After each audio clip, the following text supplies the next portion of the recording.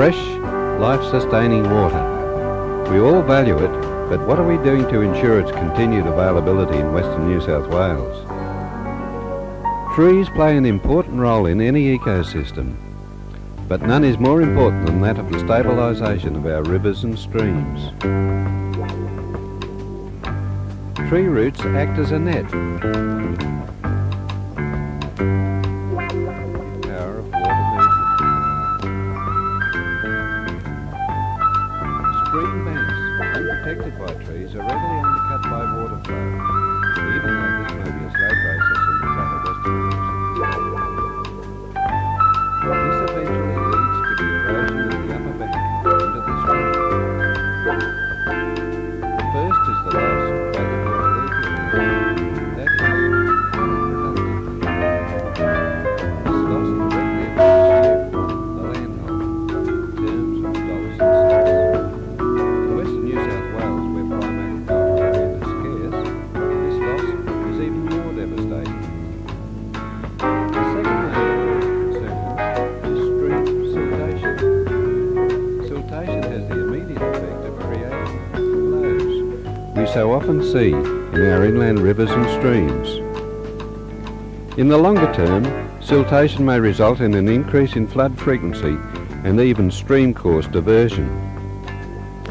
There are two other important reasons for retaining some trees along watercourses.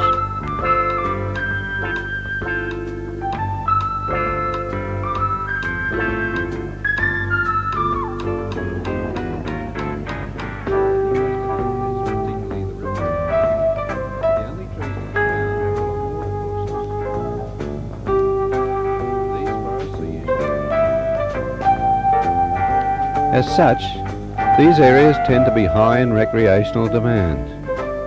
Pursuits such as swimming, fishing and picnicking are becoming increasingly popular, particularly in areas of river close to urban development.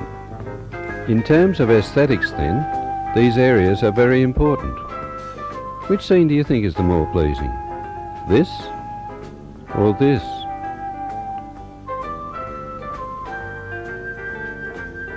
River red gum forests support a diverse number of faunal species.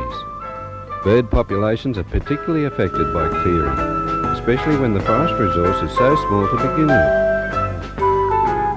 As many bird species play an important role in such things as insect control, it is very important to maintain an adequate, stable population.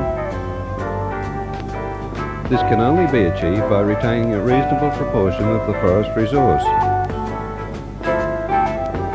Trees also provide an important habitat for fish through shading of waterways. The value of trees along watercourses has been recognised for some time. In fact, it is an offence to cut trees within 20 metres of most of our western rivers and creeks without a permit. Section 26D of the Water Act, under which permits are issued, is not designed to prevent all lopping or cutting of trees within 20 metres of a watercourse, but rather to ensure that this is done in a controlled and thoughtful way. Permits are available from any office of the Department of Water or Soil Conservation Service in New South Wales. In many cases, in fact, selective clearing can be a considerable benefit in upgrading the vigour and health of a stand, whilst not detracting from bank stabilisation. This area has been cleared sensibly, with the retention of vigorous, healthy trees to ensure stream stability, whilst also leaving some older trees to act as habitats for animal and bird life. This area has been cleared without a thought to stream stability or aesthetics. And so, in summary, the importance of trees along watercourses includes 1.